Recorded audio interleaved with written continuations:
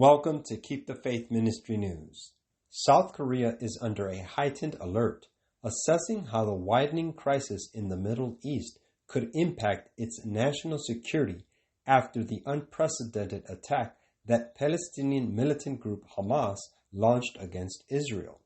South Korean National Security Advisor Cho Tae-yong is examining possible impacts that the Hamas-Israel conflict could have on South Korean security as he is being briefed on the situation, said the office of President Yoon Suk-yeol on Monday.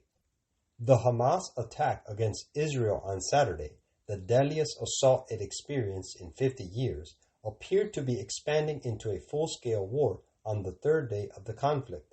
The Israeli military has mobilized 300,000 reservists Monday as it moves on a full offensive in response to the surprise attack by ground, air, and sea by Hamas.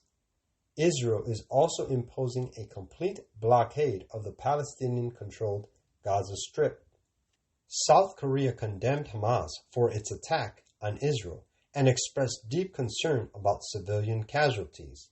The rapidly growing conflict elevated South Korea's concern over a possible U.S. shift in priority to the Middle East, and as a result, diminished support for deterring North Korea, according to analysts. Cho Han-bum, a senior research fellow at the Korea Institute for National Unification, a think tank in Seoul, said if the Palestinian-Israel conflict prolongs to the point that it requires the U.S. to deploy significant military capacity to the region, deterring North Korea could lower priority for the U.S. Robert Manning, a senior fellow at the Stimson Center's Reimagining U.S. Grand Strategy Project, said U.S. extended deterrence could potentially be affected if a military contingency arose in the Middle East that demands significant U.S. military support. South Korean Defense Minister Shin Won-sik, who took office Saturday, called for the military's full readiness against North Korea as he visited the Army's 1st Infantry Division near the inter-Korean border Monday.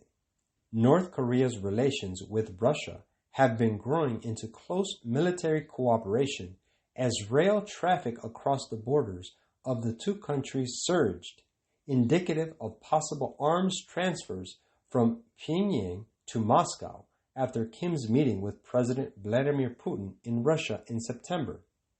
Russian Foreign Minister Sergei Lavrov on Monday blamed the Palestinian-Israel conflict on the failed Middle Eastern policy of the U.S. as he called for a return to peace. North Korea has yet to release an official statement on the conflict. Since the 1980s, North Korea has been providing illicit arms to Iran, a key supporter of Hamas, as well as the Lebanese terror group Hezbollah, which has also launched attacks on Israel. Quote, "That time is at hand. Today the signs of the times declare that we are standing on the threshold of great and solemn events. Everything in our world is in agitation. Before our eyes is fulfilling the Savior's prophecy of the events to precede his coming. Ye shall hear of wars and rumors of wars. Nation shall rise against nation, and kingdom against kingdom. And there shall be famines and pestilence and earthquakes in diverse places." Education, page 179. This is Keep the Faith Ministry News. Thank you for watching.